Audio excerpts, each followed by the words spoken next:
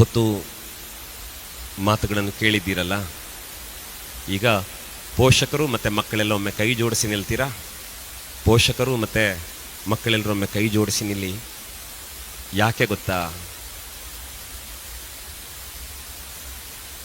ನಮ್ಮ ಮನೆಯ ಮಗು, ನನ್ನ ಮಗ, ನನ್ನ ಮಗಳು ಅಂತ ಅವಳನ್ನು ತಿದ್ದಿ ತೀಡುವುದಕ್ಕೆ, ಅವಳನ್ನು ನೋಡಿಕೊಳ್ಳುವುದಕ್ಕೆ ನಿಮ್ಮ ಮನೆಯಲ್ಲಿ ನೀವಿದ್ದೀರಿ. ಆದರೆ ನಿಮ್ಮ ಮನೆಯ ಅಂಗಳವನ್ನು ದಾಟಿ ಶಾಲೆಗೆ ಕಳಿಸಿಕೊಟ್ಟ ಮೇಲೆ ನೀವು ಕೊಟ್ಟ ಪ್ರೀತಿಯನ್ನೇ ಈ ಶಾಲೆಯಲ್ಲಿ ಕೊಟ್ಟು ನಿಮ್ಮ ಮಕ್ಕಳನ್ನು ನೋಡಿಕೊಂಡಂಥವರು ಈ ಶಾಲೆಯ ಎಲ್ಲ ಶಿಕ್ಷಕರು ಮತ್ತು ಶಿಕ್ಷಕಿಯರು. ಅದರ ಜೊತೆಗೆ ಶಾಲೆಯಲ್ಲೇನಾದರೂ ಪುಟ್ಟ ವ್ಯತ್ಯಾಸಗಳು ನಡೆದಾಗ ಟೀಚರಿಗೆ ಬೈಯುವಂಥವ್ರು ಅನೇಕರಿದ್ದಾರೆ, ಮಾಸ್ಟಿಗೆ ಬೈಯುವಂಥವ್ರು ಅನೇಕರಿರ್ತಾರೆ. ಒಂದನ್ನು ಅರ್ಥ ಮಾಡಿಕೊಳ್ಳಬೇಕು, ಈ ಶಾಲೆಯ ಈ ವೇದಿಕೆಯ ಮೇಲೆ ಯಾರು ಒಬ್ಬಾಕೆ ಶಿಕ್ಷಕಿ ಬಂದು ನಿಂತಿದ್ದಾಳಲ್ಲ, ಆ ಶಿಕ್ಷಕಿ ಕಡು ಬಡತನದ ಮನೆಯಿಂದ ಬಂದಿರ್ತಾಳೆ. ಅವರಪ್ಪ ಎಲ್ಲೆಲ್ಲೋ ಕೂಲಿ ನಾಲಿ ಮಾಡಿ ತನ್ನ ಮಗಳನ್ನು ಓದಿಸಿ ಒಬ್ಬಳು ಟೀಚರ್ ಆಗಿ 4 ಮಕ್ಕಳಿಗೆ ಪಾಠ ಮಾಡಿದ್ರೆ ನನ್ನ ಜನ್ಮ ಸಾರ್ಥಕ ಅಂತ ಯೋಚನೆ ಮಾಡಿದ ಒಬ್ಬ ಅಪ್ಪನ ತ್ಯಾಗದ ಫಲವಾಗಿ ಒಬ್ಬಾಕೆ ಶಿಕ್ಷಕಿಯಾಗಿ ವೇದಿಕೆಯ ಮೇಲೆ ಇರ್ತಾರೆ. ತನಗೆ ಹಾಕ್ಕೊಳ್ಳಿಕ್ಕೆ ಒಳ್ಳೆ ಬಟ್ಟೆ ಬರೆ ಬಂಗಾರ ಯಾವುದೂ ಇಲ್ಲದೆ ಇದ್ದರೂ ಕೂಡ ಅಲ್ಲಿಲ್ಲೋ ಕೆಲಸ ಮಾಡಿ ಮಗಳಿಗೊಂದು ಸೀರೆ ತೆಗೆದುಕೊಟ್ಟು ನನ್ನ ಮಗಳು ಓದ್ತಿದ್ದಾಳೆ, ಡಿಗ್ರಿ ಮಾಡ್ತಿದ್ದಾಳೆ, ಅವಳು TCH ಮಾಡ್ತಿದ್ದಾಳೆ, ಇನ್ನೇನೋ ಮಾಡ್ತಿದ್ದಾಳೆ ಅಂತ ಅವಳು ಶಿಕ್ಷಕಿಯಾಗಿ ಆಗುವ ಕನಸು ಹೊತ್ತು ಸಾಗುವಾಗ ಅವಳಿಗೊಂದು ಸೀರೆ ಕಷ್ಟಪಟ್ಟು ತಂದುಕೊಟ್ಟ, ಅವಳ ಕಾಲಿಗೊಂದು ಗೆಜ್ಜೆಯನ್ನು ಇಷ್ಟಪಟ್ಟು ತಂದುಕೊಟ್ಟ ಒಬ್ಬ ಅಮ್ಮನ ಮಗಳು ಈ ವೇದಿಕೆಯಲ್ಲಿ ಟೀಚರ್ ಆಗಿ ನಿಮ್ಮ ಮಕ್ಕಳಿಗೆ ಪಾಠ ಮಾಡ್ತಾರೆ. ಅದು ಇಂಥ ಸಂಸ್ಥೆಗಳಲ್ಲಿ ದುಡಿಯುವಂಥವರು ದೊಡ್ಡ ಆರ್ಥಿಕವಾದ ಫಲಾಪೇಕ್ಷೆಯ ನಿರೀಕ್ಷೆಯಲ್ಲಿ ಇರುವುದಿಲ್ಲ. ಸಿಕ್ಕಿದ್ರಲ್ಲಿ ಸಂತೃಪ್ತಿಪಟ್ಟು ಈ ಜಗತ್ತಿಗೆ, ಈ ನಾಡಿಗೆ ಆದರ್ಶಪ್ರಾಯರಾದ ಮಕ್ಕಳನ್ನು ಕೊಡಬೇಕು ಅನ್ನೋ ಶಿಕ್ಷಕರು ಇವತ್ತು ವೇದಿಕೆಯಲ್ಲಿದ್ದಾರೆ. ಬಂಧುಗಳೇ, ನಿಮ್ಮ ಮನಸ್ಸಲ್ಲಿ ನೀವು ಸಂಕಲ್ಪ ಮಾಡಿ, ನಮ್ಮ ಮಕ್ಕಳಿಗೆ ಇಷ್ಟು ವರ್ಷ ಶಿಕ್ಷಣ ಕೊಟ್ಟಿದ್ದೀರಿ, ನನ್ನ ಮಗುವಿಗೆ ಒಂದು ಭವಿಷ್ಯವಾದ ದೊಡ್ಡ ಕಲ್ಪನೆಯನ್ನು ಕಟ್ಟಿಕೊಟ್ಟಿದ್ದೀರಿ, ನನ್ನ ಮಗುವಿನ ಬದುಕಿಗೆ ಉಜ್ವಲತೆಯ ಬೆಳಕನ್ನು ಹರಿಸಿದ ಪುಣ್ಯಾತ್ಮರು ನೀವಿದ್ದೀರಿ, ನಿಮಗೆ ಧನ್ಯವಾದ ಅಂತ ಒಮ್ಮೆ ಮನಪೂರ್ವಕ ಈ ಶಿಕ್ಷಕ ವೃಂದಕ್ಕೆ ನೀವು ಕೃತಜ್ಞತೆಯನ್ನು ಹೇಳಬೇಕು. 10ನೇ ಕ್ಲಾಸು ಬಿಟ್ಟು ಹೊರಟಿದ್ದೀರಿ ಮಕ್ಕಳೇ, ನಾಳದ್ದು ಪರೀಕ್ಷೆ ಬರ್ತದೆ, ಆಮೇಲೆ ನಿಮ್ಮ ಶಾಲೆ ಬೇರೆ. ಆದರೆ ಇವತ್ತಿನವರೆಗೆ ನಿಮ್ಮ ಎಲ್ಲ ಭಾವನೆಗಳಿಗೆ ಬೆಲೆ ಕೊಟ್ಟು ನಿಮ್ಮನ್ನು ಶಿಕ್ಷಕ ವೃಂದ, ಆಡಳಿತ ಮಂಡಳಿ ನೋಡಿಕೊಂಡಿದೆ. ಅವರೇನಾದರೂ ಒಂದು ಮಾತು ಗದರಿಸಿದರೆ ಅದರ ಹಿಂದೆ ನಿಮ್ಮ ಬದುಕಿನ ಕೀರ್ತಿಯ ಕನಸುಂಟೆ ಹೊರತು ನಿಮ್ಮ ಬಗ್ಗೆ ದ್ವೇಷ ಇಲ್ಲ. ಮುಂಬರುವ ಪರೀಕ್ಷೆಯನ್ನು ಒಳ್ಳೆ ರೀತಿಯಲ್ಲಿ ಬರೆಯಿರಿ. ಪ್ರಾಮಾಣಿಕವಾದ ಪ್ರಯತ್ನ ನಮ್ಮದು. ಫಲ ಕೊಡುವುದಕ್ಕೆ ಭಗವಂತನಿದ್ದಾನೆ. ಸೋಲು ಗೆಲುವು ಬದುಕಿನಲ್ಲಿ ಇದ್ದದ್ದೇ. ಬದುಕಿನಲ್ಲಿ ಧೈರ್ಯ ಕೆಡಬೇಡಿ. ಈ ಶಾಲೆ ಬಿಟ್ಟು ಹೊರಟು ನಿಂತ ಮೇಲೆ ಅಲ್ಲಿಂದ ಮುಂದಕ್ಕೆ ಜೀವನ ಪೂರ್ತಿ ನಿಮಗೆ ಯಾರೆಲ್ಲ ಪಾಠ ಮಾಡಿದ್ದಾರಲ್ಲ ಅವರ ನೆನಪನ್ನು ಮಾತ್ರ ಯಾವತ್ತೂ ಕಳ್ಕೊಳ್ಳಬೇಡಿ. ಅವರು ನಿಮ್ಮ ಮನಸ್ಸಿನಲ್ಲಿ ಯಾವತ್ತೂ ಅವರಿಗೊಂದು ಜಾಗ ಕೊಡಿ. ವಿಶೇಷವಾಗಿ ಹೆಣ್ಮಕ್ಕಳು ಪ್ರಬುದ್ಧರಾಗಿದ್ದೀರಿ ಮಕ್ಕಳೇ. ಆಗಾಗ ಬಂದಾಗ ವಯೋಸಹಜವಾದ ಅನಾರೋಗ್ಯ, ದೈಹಿಕ ಸಮಸ್ಯೆಗಳು ನಿಮ್ಮನ್ನು ಕಾಡುತ್ತವೆ.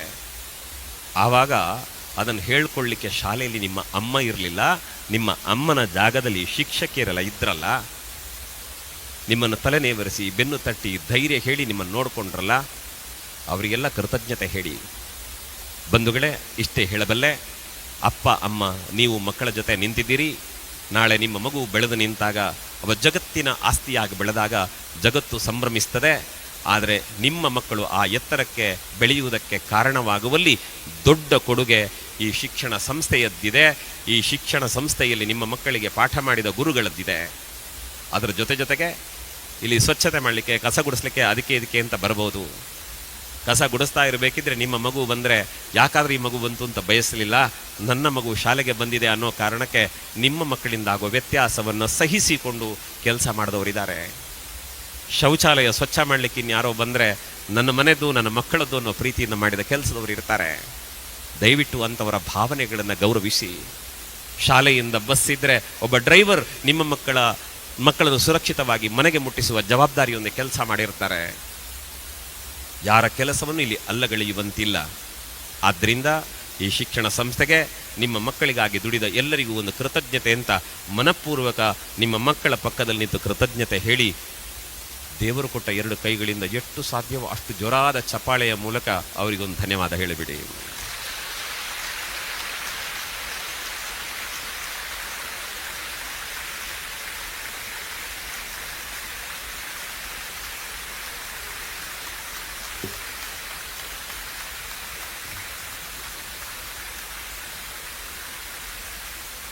ಸಂತೋಷ ಆಯಿತು. ಮಕ್ಕಳೇ, ವೈಯಕ್ತಿಕವಾಗಿ ಈ ಶಾಲೆಗೆ ಮತ್ತು ನಿಮ್ಮೆಲ್ಲರಿಗೂ ವೈಯಕ್ತಿಕವಾಗಿ ನಾನು ಧನ್ಯವಾದ ಹೇಳ್ತೇನೆ. ಯಾಕೆ ಅಂತಂದರೆ, ಆವತ್ತೊಂದು ದಿನ ಹೀಗೆ ಮಾತಾಡ್ಲಿಕ್ಕೆ ಹೊರಟಾಗ ಯಾರೋ ಹೇಳಿದ್ರು, ಪೌರೋಹಿತ್ಯ ಮಾಡೋ ಇವನಿಗೆ ಭಾಷಣ ಯಾಕೆ ಅಂತ ಕೇಳಿದ್ರು. ಪೌರೋಹಿತ್ಯ ಮಾಡೋ ಇವನಿಗೆ ಭಾಷಣ ಯಾಕೆ ಅಂತ ಕೇಳಿದ್ರು. ಆದರೆ ನಿಮ್ಮಂತಹ ಸಾವಿರಾರು ಮಕ್ಕಳ ಜೊತೆ ಮಾತನಾಡಿ ನೀವು ಮನಪರಿವರ್ತನೆಗೊಂಡು ನಿಮ್ಮ ಅಪ್ಪ ಅಮ್ಮನ ಜೊತೆಗೆ ಸಂತೋಷವಾಗಿದ್ದದನ್ನು ನೋಡಿ ದೇವರ ಪೂಜೆಗೂ ಈ ಕಾರ್ಯಕ್ರಮಕ್ಕೂ ವ್ಯತ್ಯಾಸ ಇಲ್ಲ ಅನ್ನುವ ಭಾವನೆಯಿಂದ ನನ್ನ ಕರ್ತವ್ಯವನ್ನು ನಾನು ನಿರ್ವಹಿಸ್ತಾ ಬಂದಿದ್ದೇನೆ. ನನಗೆ ಸಂತೃಪ್ತಿ ಇದೆ. ನನ್ನ ಮಾತುಗಳಿಗೆ ಮೌಲ್ಯ ತಂದುಕೊಟ್ಟಂತಹ ನಿಮಗೆ ನನ್ನ ಧನ್ಯವಾದಗಳನ್ನು ಸಮರ್ಪಿಸ್ತೇನೆ. ನೆನಪಿರಲಿ, ಕಟ್ಟ ಕಡೆಯ ಮಾತಿಷ್ಟೇ ಸ್ವಾಮಿ ವಿವೇಕಾನಂದರನ್ನು ಕೇಳಿದ್ರಂತೆ, ನಿಮ್ಮ ಗುರುಗಳ ಬಗ್ಗೆ ಏನು ಹೇಳ್ತೀರಿ ಅಂತ. ಸ್ವಾಮಿ ವಿವೇಕಾನಂದರು ಹೇಳ್ತಾರೆ, ನನ್ನ ಗುರುಗಳ ಬಗ್ಗೆ ಮಾತಾಡುವುದೇನು, ನನ್ನ ಗುರುಗಳ ಪಾದದ ಧೂಳಿನ ಒಂದು ಕಣಕ್ಕೆ ನನ್ನಂತಹ 1000 ಶಿಷ್ಯರನ್ನು ಸೃಷ್ಟಿಸುವ ಶಕ್ತಿ ಇದೆ ಅಂತ ಸ್ವಾಮಿ ವಿವೇಕಾನಂದರು ಹೇಳಿದಾರಂತೆ. ನೆನಪಿರಲಿ ಮಕ್ಕಳೇ, ನಿಮ್ಮ ಗುರುಗಳ ಪಾದ ಧೂಳಿ ನಿಮ್ಮನ್ನು ಅನುಗ್ರಹಿಸ್ತದೆ. ಆ ಬಗೆಗೆ ಗೌರವ ಇರಲಿ. ಶಾಲೆಗೆ ವಿಧೇಯರಾಗಿ ಅಪ್ಪ ಅಮ್ಮನನ್ನು ಕಟ್ಟ ಕಡೆಯವರೆಗೆ ಪ್ರೀತಿಯಿಂದ ನೋಡಿಕೊಳ್ಳಿ. ಶಿಕ್ಷಣ ಸಂಸ್ಥೆಯ ಬಗ್ಗೆ ಗೌರವ ಇರಲಿ. ನಾಳೆ ದುಡಿದು ಶ್ರೀಮಂತರಾದಾಗ ಶಾಲೆಗೆ ನಿಮ್ಮ ಕೊಡುಗೆ ಹರಿದು ಬರಲಿ. ಎಲ್ಲಕ್ಕಿಂತಲೂ ಮಿಗಿಲು ನೀವೆಲ್ಲ ತಾಯಿ ಭಾರತೀಯ ಮುದ್ದು ಮಕ್ಕಳಾಗಿ ಭಾರತಾಂಬೆಗೆ ಜಯವಾಗಲಿ ಅಂತ ಹೇಳ್ತಾ ಬದುಕಿನ ಹೆಜ್ಜೆಗಳಿಡೋಣ. ಎಲ್ಲರಿಗೂ ನಮಸ್ಕಾರ.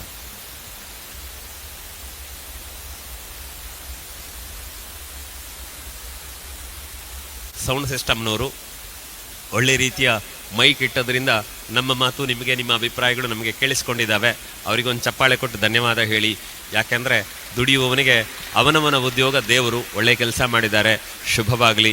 ಜೊತೆಗೆ ಈ ನೆನಪುಗಳನ್ನು ಇನ್ನು ಮಾಧ್ಯಮಗಳಲ್ಲಿ ಅಲ್ಲಲ್ಲಿ ಕಟ್ಟಿಕೊಳ್ಳುವುದಕ್ಕೆ ವಿಡಿಯೋಗ್ರಾಫರ್, ಫೋಟೋಗ್ರಾಫರ್ ನಮ್ಮ ಜೊತೆ ಕೆಲಸ ಮಾಡಿದ್ದಾರೆ. ಅವರಿಗೆ ಒಳ್ಳೆಯದಾಗಲಿ ಅನ್ನುವ ಹಾರೈಕೆ ಇರಲಿ. ಎಲ್ಲರ ಬಾಂಧವ್ಯ ಚಿರಾಯುವಾಗಲಿ. ನಮಸ್ಕಾರ.